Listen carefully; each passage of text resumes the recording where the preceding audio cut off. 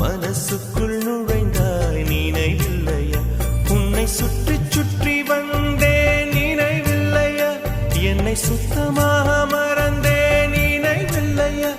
அதை சொல்லத்தான் நினைக்கின்றேன், நான் சொல்லாமல் தவிக்கின்றேன்.